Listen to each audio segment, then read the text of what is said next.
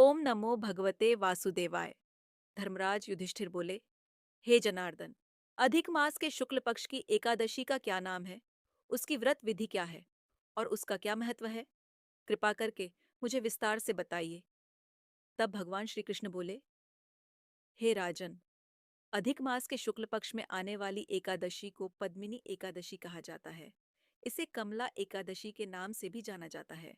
वैसे तो एक वर्ष में 24 एकादशियां होती हैं, लेकिन जब अधिक मास आता है तब दो एकादशियां और जुड़ जाती हैं। इस प्रकार उस वर्ष कुल 26 एकादशियां होती हैं। अधिक मास की इन दो विशेष एकादशियों में से शुक्ल पक्ष की एकादशी पद्मिनी एकादशी और कृष्ण पक्ष की एकादशी परमा एकादशी कहलाती है। हे युधिष्ठिर, यह एकादशी मनुष्य को महान पुण्य देने वाली है। इसका व्रत करने वाला व्यक्ति यश, कीर्ति और अंत में भगवान विष्णु के धाम वैकुंठ को प्राप्त करता है, जो बड़े बड़े तपस्वियों के लिए भी दुर्लभ माना गया है।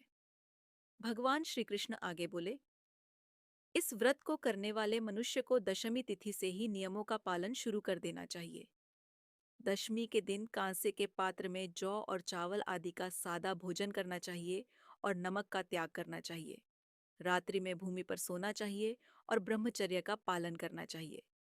एकादशी के दिन ब्रह्म मुहूर्त में उठकर स्नान आदि से निवृत्त होकर दातून करनी चाहिए और 12 बार जल से कुल्ला करके स्वयं को शुद्ध करना चाहिए। सूर्योदय से पहले किसी पवित्र नदी, सरोवर या तीर्थ में स्नान करना अत्यंत शुभ माना गया है। स्नान करते समय मिट्टी, तिल, कुशा, आंवले का चूर्ण और गोबर आदि से विधिपूर्वक शुद्धि करनी चाहिए। इसके बाद स्वच्छ सफेद वस्त्र पहनकर भगवान विष्णु के मंदिर में जाकर श्रद्धा और भक्ति से उनकी पूजा करनी चाहिए। हे मुनिवर, अब मैं आपको इस एकादशी की पवित्र कथा सुनाता हूँ।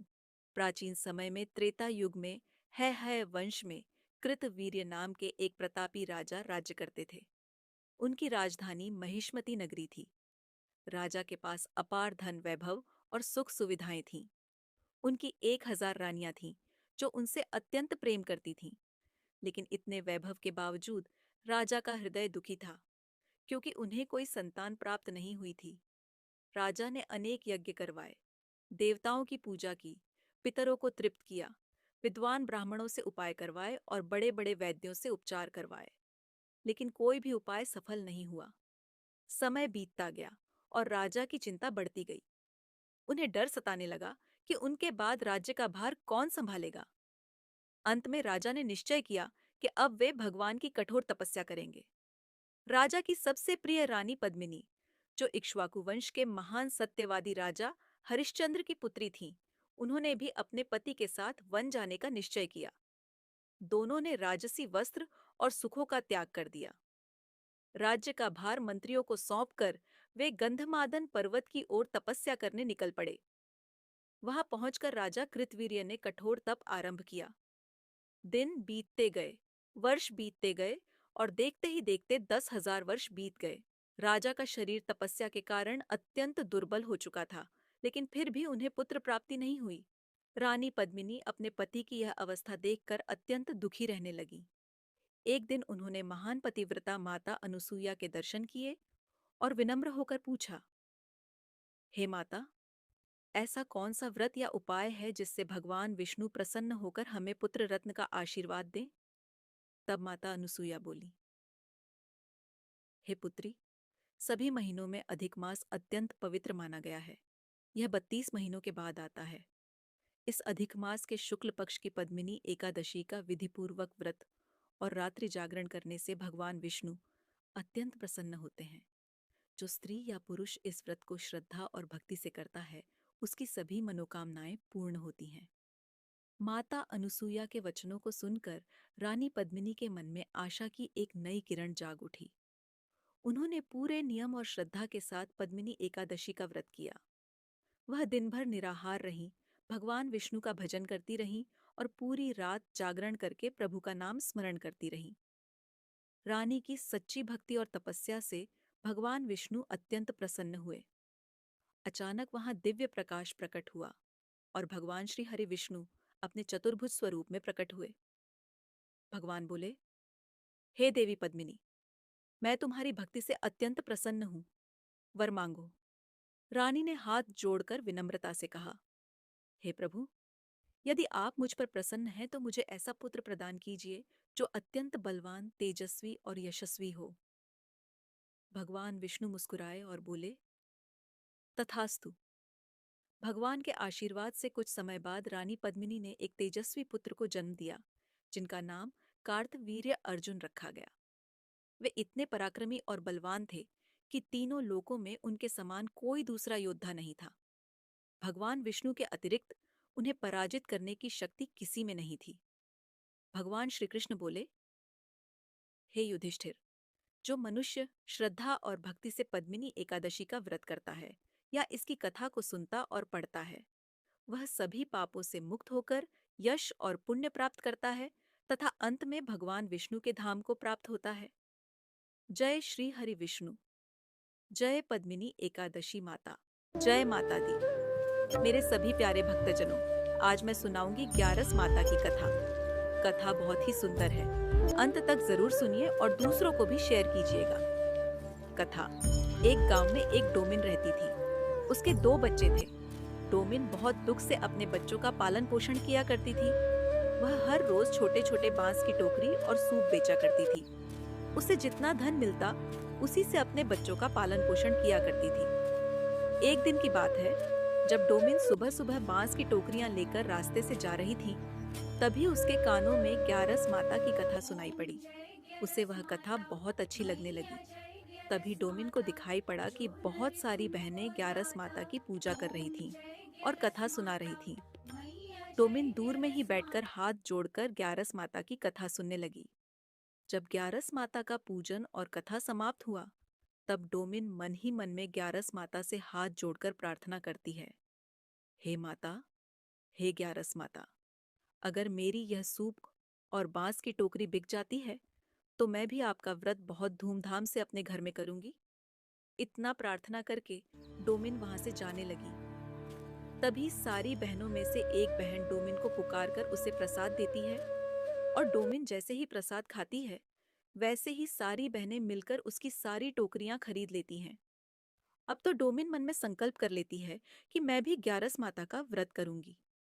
वह तुरंत बहनों के पास जाकर कहने लगी, बहन, क्या आप मुझे ग्यारस माता की व्रत विधि और कथा बतलाएंगी? सारी बहनें मिलकर कहती हैं, हाँ, क्यों नहीं बतलाएंगे। तब डोमिन कहती है, ठीक है बहन, कल आप सभी मेरे घर आ जाइएगा और मुझे ग्यारस माता की व्रत विधि बतलाकर चली जाइएगा। तब सारी बहनों ने कहा, हमने इसमें पूजन सामग्री की लिस्ट बना दी है। यह सारी सामग्री लेकर तुम अपने घर जाओ। हम सभी अगली ग्यारस को तुम्हारे घर चले आएंगे और तुम्हारे घर ग्यारस माता का पूजन विधि और कथा भी सुना देंगे। जैसे ही सुबह हुआ, डोमिन अपने घर की साफ सफाई अच्छे से करती है और सारी पूजन सामग्री इकट्ठा करके वहीं बैठकर इंतजार करने लगती है कि अब सारी बहनें आएंगी और ग्यारस माता की व्रत विधि बताएंगी। लेकिन ऐसा बिल्कुल नहीं हुआ। सारी बहनें उस डोमिन के घर नहीं आईं, क्योंकि वह डोमिन जात की थी। अब डोमिन की श्रद्धा और भक्ति को देखकर ग्यारस माता को उस पर दया आती है। ग्यारस माता बूढ़ी माई का भेष धारण करके डोमिन के घर के बाहर आकर पुकारती हैं, कोई घर में है? तभी डोमिन बाहर निकलकर बूढ़ी माई के पास जाती है और कहती है, हाँ माँ, कहिए, कैसे आना हुआ? डोमिन की बातें सुन भेष रूपी ग्यारस माता कहने लगी, बेटी, मैं अपने आने का कारण तुम्हें बाद में बतलाऊंगी। पहले तुम यह बताओ कि तुम इतनी परेशान और दुखी क्यों लग रही हो? क्या कारण है? मुझे बताओ। डोमिन भेष रूपी बूढ़ी माई को अपने घर के अंदर प्रवेश कराती है और कहती है, माँ, देखिए माँ, कल मैं सुबह के समय जब बाजार सूप और टोकरी बेचने जा रही थी, तभी मुझे ग्यारस माता की कथा सुनाई दी। कथा मुझे बहुत अच्छा लगा। उनका प्रसाद ग्रहण करते ही मेरे सारे सूप और टोकरी बिक गए। तभी मैंने संकल्प किया कि मैं भी ग्यारस माता का व्रत करूंगी। लेकिन मुझे ग्यारस माता की व्रत विधि नहीं आती। इस कारण से मैंने बहनों से कहा था कि मेरे घर आकर ग्यारस माता की व्रत विधि और कथा मुझे बता दें। उन सब ने कहा था कि वे मेरे घर आएंगी। शायद मैं छोटी जाति की हूँ, डोमिन हूँ, इसी कारण से सारी बहनें मेरे घर नहीं आईं। अब मैं कैसे पूजा करूं माँ? आप बतलाइए माँ। डोमिन की बातें सुन बूढ़ी माई कहने लगी, बस इतनी सी बात। चलो, मैं तुम्हें बतलाती हूँ। तुम्हें कुछ नहीं करना है। बस इतना करना है कि तुम्हें जैसे आता हो वैसे ही ग्यारस माता का नाम लेकर पूजा कर लो और कथा मैं सुनाऊंगी। फिर नियम से व्रत पूजन किया गया। स्वयं ग्यारस माता ने बूढ़ी माई के भेष में अपनी कथा सुनाई।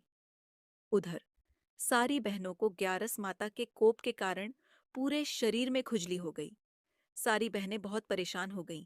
तभी भेष रूपी बूढ़ी माई उन सारी बहनों के घर के पास जाती हैं और कहती हैं, कोई घर में है?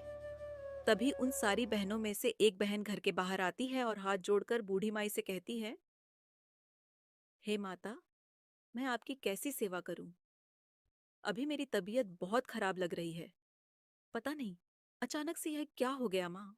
तभी भेष रूपी बूढ़ी माई कहने लगी, जाओ, तुम सभी जाकर उस डोमिन के घर जाओ और डोमिन से हाथ जोड़कर माफी मांगो, तो तुम्हारी सारी परेशानी ठीक हो जाएगी। सारी बहनें फौरन ही डोमिन के घर गईं और जाकर डोमिन से हाथ जोड़कर प्रार्थना की, हे डोमिन, हमें माफ कर दो। अब से हम कभी भी ऐसी गलती नहीं करेंगे। अमीर हो या गरीब, डोम हो या चमार, जिसके घर में भी पूजा हो, हम सभी के घर जाएंगे। हमें माफ कर दो। डोमिन ने सबको माफ कर दिया और हर ग्यारस के दिन विधिपूर्वक ग्यारस माता का व्रत करने लगी। इसके फलस्वरूप डोमिन के घर में अन्न धन का भंडार भर गया। डोमिन की झोपड़ी महल में बदल गई। डोमिन और उसके बच्चे सुखी जीवन व्यतीत करने लगे।